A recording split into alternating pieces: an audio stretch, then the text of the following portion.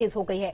Samajwadi party के सांसद ST Hasan ने कहा है कि इस बयान के जरिए मुसलमानों में डर फैलाने की कोशिश की जा रही है। हालांकि जानकार मानते हैं कि ओवैसी इस बयान से यूपी में एंट्री की प्लानिंग कर रही हैं। यही कारण है कि डर मुसलमानों में नहीं, समाजवादी पार्टी में दिख रहा है।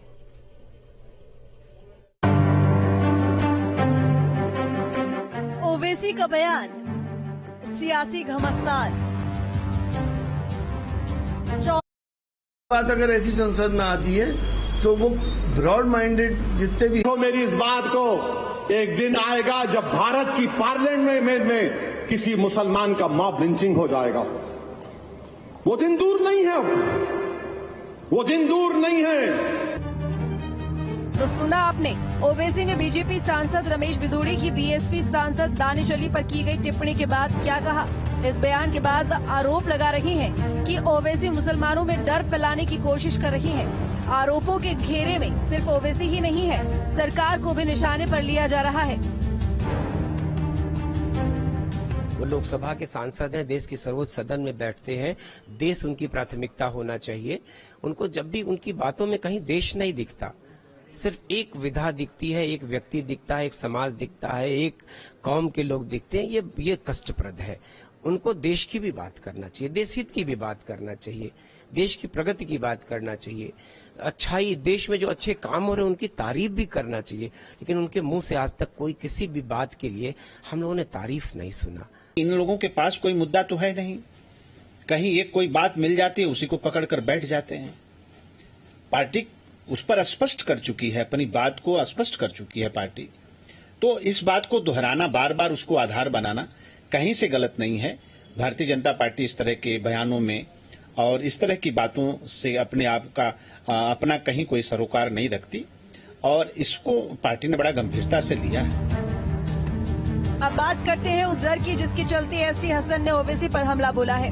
दरअसल माना जा रहा है कि ओवैसी मुसलमानों के जरिए यूपी की सियासत को प्रभावित करना चाहते हैं और इसी प्रभाव के चलते समाजवादी पार्टी को अपना वोट बैंक खिसकता दिखाई पड़ रहा है। देखिए, ओवैसी जी का बयान भारतीय जनता पार्टी और ओवैसी जी के बीच की नूरा कुश्ती है। जिस तरीके से मुसलमानों का नाम लेके ओवैसी जी लगातार राजनीति करते हैं, उत्तर प्रदेश के विधानसभा चुनाव में मुसलमानों ने उन्हें नकारा। अब उनके राज में ही उनकी अस्तित्व पे संकट खड़ा हो गया है, इसलिए ओवैसी जी लगातार बयानबाजी कर रहे हैं, मुसलमानों को डरा के अपनी राजनीतिक रोटियां सेकना चाहते हैं। देश का मुसलमान देश के संविधान और लोकतंत्र में पूरी तरीके से विश्वास रखता है। समाजवादी पार्टी मुसलमानों की, दलितों की, पिछड़ों की, किसानों की, मजदूरों की लड़ाई लड़ती रहेगी। ऐसे में सवाल भी कई उठ रहे हैं। सवाल है कि ओवैसी के बयान का मकसद क्या है? क्या मुसलमानों में डर फैला रही है ओवैसी? क्या यूपी में जमीन तैयार करना चाहती है एआईएमआईएम? ओवैसी की यूपी में एंट्री से एसपी को डर है। समाजवादी पार्टी और कांग्रेस मिलकर चुनाव लड़ेंगे, उसकी सबसे बड़ी वजह है कि मुस्लिम वोटों को एक साथ रखना। लेकिन ऐसी स्थिति में अगर असदुद्दीन ओवैसी की पार्टी यहां से चुनाव लड़ती है और वो मुस्लिम तबके में बड़े लोकप्रिय भी हैं, लेकिन उनको वोट नहीं मिलते हैं, अगर वोट भी मिलने लगे तो ये समाजवादी पार्टी के लिए काफी नुकसानदेह हो जाएगा। तो जाहिर सी बात है कि इसी लिहाज से ये हसन का बयान है। यूपी में ओवैसी की पार्टी एआईएमआईएम का वोट प्रतिशत लगातार बढ़ रहा है। 2017 के यूपी विधानसभा चुनाव में असदुद्दीन ओवैसी को लेकर कहा गया है कि उनकी पार्टी हिंदी राज्य में अपनी छाप छोड़ने में नाकाम रही है। इसके बाद ओवैसी ने 2022 प्रदेश में लगभग 3 गुना सीटों पर चुनाव लड़ा और फिर से राज्य में अपना खाता खोलने में विफल रही।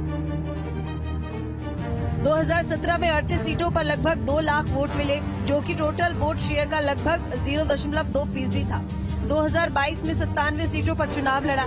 एआईएमआईएम के वोट प्रतिशत में इजाफा हुआ, खाता नहीं खोला, लेकिन वोट शेयर बढ़कर 0.46% हुआ। विधानसभा चुनाव में ओवैसी को मिले 3,40,000 वोट। इसके बाद भी कहा गया ओवैसी मुस्लिम वोटर्स को रिझाने में नाकाम रहे, लेकिन पार्टी कछुए की चाल से अपना दायरा बढ़ाती जा रही है, जो कि एक नई चुनौती बनकर उभर रही है। बहरहाल सियासत का महारण नजदीक है। ऐसे में ओवैसी का बढ़ता कद एसपी के लिए चिंता का सबब बना हुआ है। एसपी को डर है कि उसका कोर मुस्लिम वोटर कहीं उसके हाथ से छिटक न जाए। Team news state.